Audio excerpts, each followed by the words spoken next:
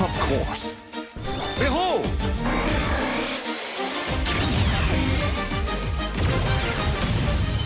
Welcome back, everyone. Hope you're having an awesome day. And there's a bit of a chill in the air as we do our Pryce and Dewgong sync grid guide. We're going to go through his kit. We're going to go through how to unlock him and max him out, which is actually very easy. And also go through a couple of sync grid guides to maximize his wintry potential. Timestamps down below if you want to skip to anyone in particular.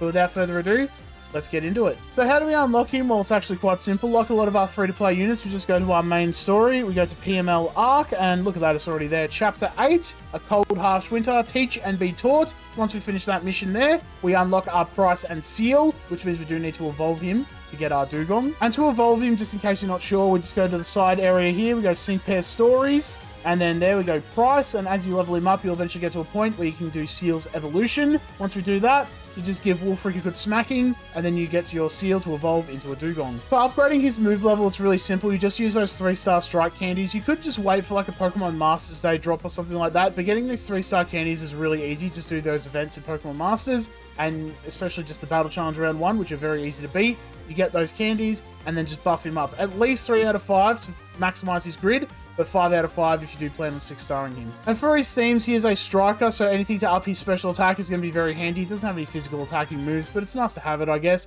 Ice, Johto, Gym Leader, and Scarf, because it's quite chilly, and Veteran Trainer, which is just a really nice way to saying he's old. And the cool thing about Pryce is that he's pretty self-sufficient. He can up his own crit, he can up his own special attack, and he has 2 separate moves, and depending on how you build them, they can do different things. So first off, we've got Ice Beam, which is a single target attack, and has a 10% chance of leaving the target frozen. Just a chance to hit them, get that freeze on the enemy, and then that should be alright. If you build into Ice Beam and all its bonuses, some big damage numbers can come out from this one. Die Hit is going to raise your critical hit rate by 1 extra stat rank, so that means you get a +2, which is an 80% chance to crit, which is not too bad. Icy Wind is an AoE move that's going to lower the target's speed by 1 stat rank guaranteed. It is a 3-bar move, so having some speed bonuses there is going to be pretty helpful if you can get them in there. And I'll teach you a lesson. Raise your special attack and special defense by 2 stat ranks, and you get 2 uses. So a +4 special attack, +4 special defense, pretty big damage, and a little bit of defense built in as well, which is nice. And for his sync move here, Winter's Lesson, Aurora Beam, no fancy bonuses here, it's just your generic sync move here. However, when you do 6-star him, it will hit everyone on the team, so if you need some big ice type damage,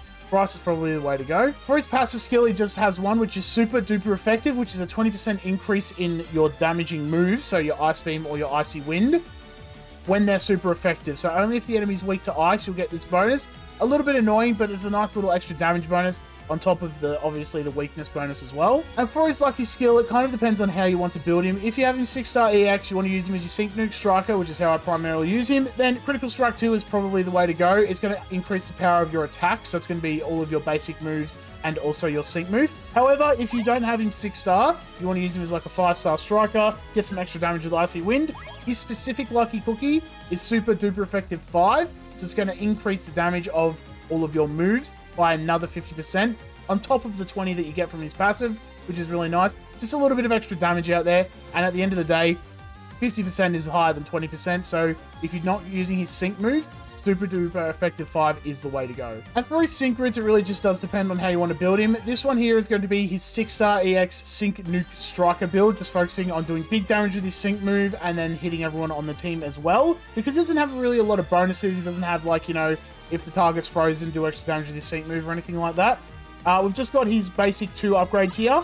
That's all the sync move bonuses he has, which is very annoying. However, we did opt to go for Icy Wind, just so we can hit everyone on the team, lower that speed as well, which will be really nice. And then we just got a lot of extra nodes here. A big problem as well with him, a lot of his nodes are 5 energy, where most units nowadays are 3 energy for these. We kind of hope they change that at some point in the future. But I digress. This is at least the Sync Nuke build. Very simple, very easy to understand. Sync move bonuses, Icy Wind, call it a day. Next up is what I call the Prycey Wind build, because I am a pun lord. Just focusing on like Icy Wind and getting a couple of bonuses there with Hail as well. So first off, obviously, Icy Wind move gauge refresh to make sure we can keep that move coming out. Couple of extra damage nodes as well, because I can afford them. Snow Shelter, if we can get Hail out, we can get some extra damage. So getting that Snow Shelter out so that we don't take any damage from the actual Hail should be pretty handy.